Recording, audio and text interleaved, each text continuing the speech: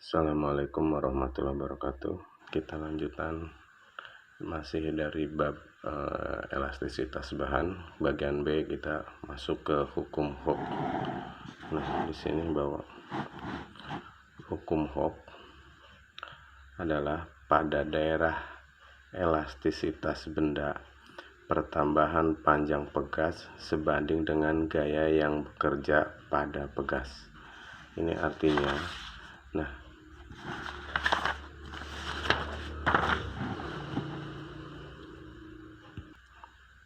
Nah, ini di sini ada grafik antara tegangan dan regangan. Apabila pegas ditarik dengan gaya terus-menerus, maka dia akan meregang. Kita lihat dari sini sampai ke titik A. Ini adalah antara pertambahan gaya dengan pertambahan panjang itu sebanding. Sehingga dari sini ke sini adalah batas hukum Hooke. Kalau ke sini antara pertambahan panjang dengan pertambahan gaya dan pertambahan panjang sudah tidak sebanding, ini adalah batas elastisitas. Kemudian sini adalah kalau ditarik terus maka dia akan putus.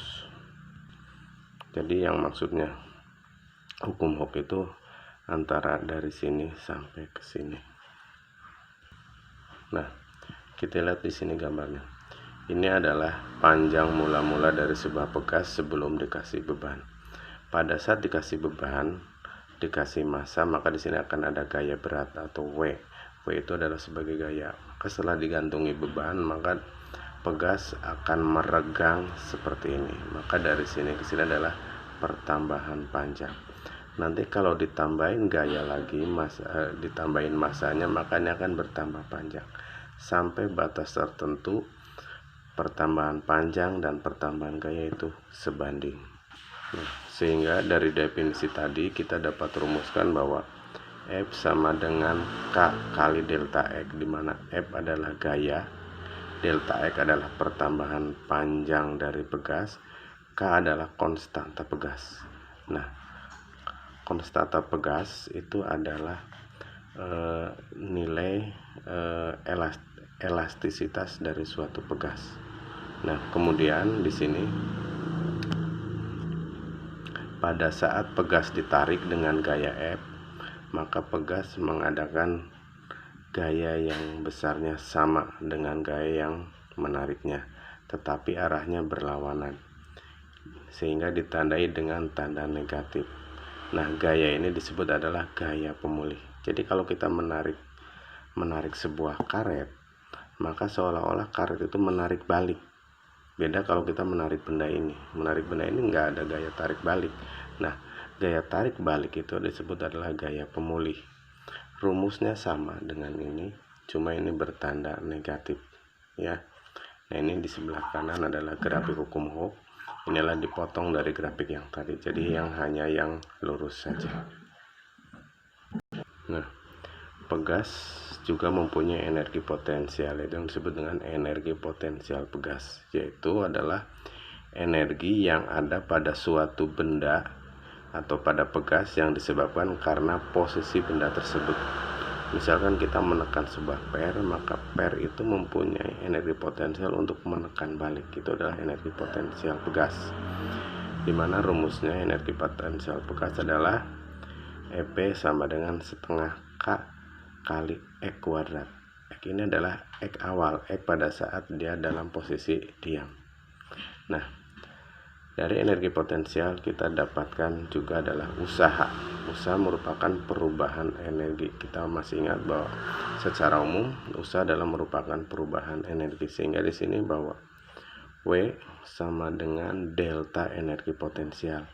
Jadi energi potensial pada posisi 1 dan pada posisi 2, sehingga di sini W-nya sama dengan setengah K kali delta X. Kalau di sini kali X, kalau di sini dari delta X. Jadi antara dua posisi pegas. Oke. Sekarang kita akan lihat contoh soal. Contoh soal 2.6 bahwa Andi dan Budi melakukan percobaan sederhana di laboratorium sekolah. Andi dan Budi menggantungkan sebuah pegas pada sebuah statif yang telah diketahui konstantanya, yaitu 45 Newton per meter. Ini adalah K. konstanta 45 Nm. Kemudian Andi dan Budi menggantungkan sebuah balok yang bermasa ini M 225 gram pada pegas tersebut. Ternyata pegas tersebut bertambah panjang setelah digantungkan beban. Andi dan Budi mengukur pertambahan panjang pegas dengan menggunakan penggaris.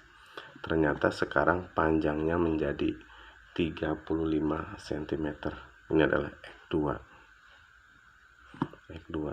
Berapa panjang pegas mula-mula sebelum digantungi beban? Nah, dari soal tadi kita dapatkan bahwa nilai K dari pegas tersebut adalah 45 Newton per meter. Kemudian M-nya 225 gram atau 0,225 kg, atau boleh juga ini kita pakai notasi ilmiah yaitu 225 kali 10 pangkat min 3 kg.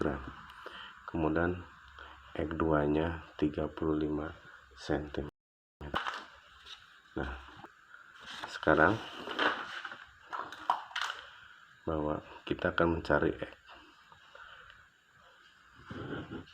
Delta X sama dengan X2 atau X akhir dikurangi X1. Nah, ini yang akan kita cari adalah X1. Nah, sementara dari soal diketahui X2 ini sudah diketahui, maka kita akan mencari delta X. Delta X kita ambil dari konstanta karena di sini ada rumus konstanta, ya. Kita cari di sini rumus K sama dengan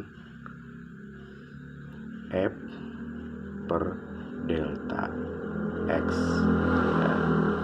K-nya di sini 45, atau kita turunkan dulu bahwa delta X sama dengan F per K. Sekarang kita masukkan F-nya.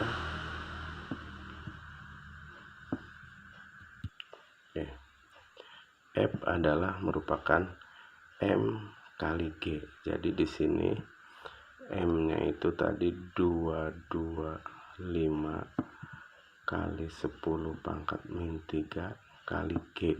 G-nya itu adalah 10 per 45, sehingga hasilnya menjadi 5 kali 10 pangkat min 2 meter, atau ini adalah 5 cm. Kemudian kita masukkan ke sini bahwa X1 adalah delta X min X2, sehingga di sini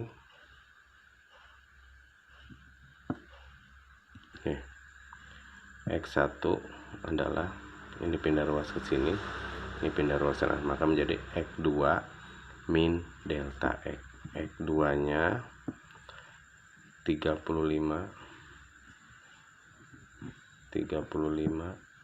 kurangi delta X dari sini, kurangi 5, maka panjang mula-mula adalah 30 cm.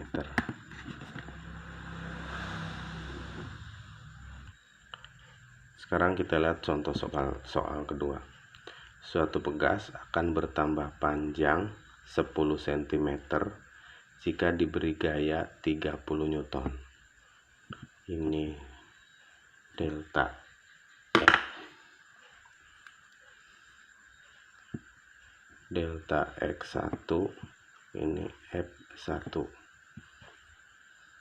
Pertambahan panjang pegas jika diberi gaya 20 Newton, ini adalah F2. Sekarang yang ditanya adalah delta X2.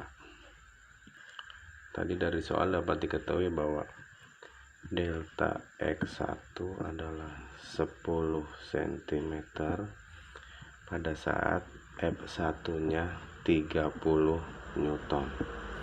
Jika kita rubah F2 menjadi 21 Newton, berapakah delta X2?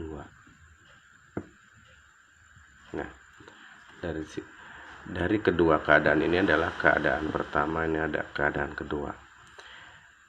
Ini pegasnya adalah pegas yang sama, sehingga dari kedua keadaan ini yang sama adalah konstanta pegasnya, sehingga K1 sama dengan K2, di mana rumus K itu adalah F per delta X. Maka di sini F2 per delta X2 kita masukkan, F1 nya 30, delta X1 nya 10 sama dengan F2 nya 21 per delta X2 yang kita cari, sehingga di sini delta X2 sama dengan 21 dikali 10 dibagi 30. Ini coret, maka tinggal 21 per 3, maka ini adalah 7 cm. Oke, mudah-mudahan kalian paham.